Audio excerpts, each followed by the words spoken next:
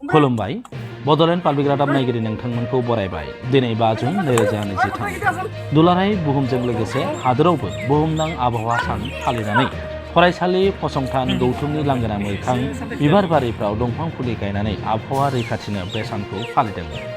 देग्लाय बोसोरनि bit plastic पलिउसनखौ theme लानानै आबहावा सान फालिदों। हादोरसानि गोबां जायगायावनो दंफां फुलि बिबार गायनायनि हाबाफारि लानाय जादों।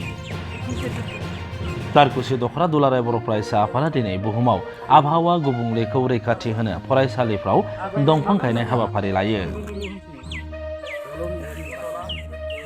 दारकुसि दख'रा दुलाराय बर' फरायसा आफादनि आफादगिरि सानसुमा बर'नि दैदेननायाव 1 नं केकेरेकुसि गुदि फरायसालि, 2 नं केकेरेकुसि गुदि फरायसालि आरो 135 नं केकेरेकुसि गुदि फरायसालियाव फरायसा फोरोंगिरि आरो दख'रा दुलाराय बर' फरायसा आफादनि मावथिफ्रा दंफां गायनाय हाबाफारिखौ लायो।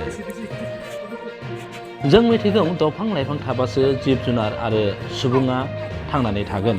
बे बुहुमाव सुबुङा गोग्गो बार लानानै थांना थानो थाखाय दंफां लाइफां गायनांगौ।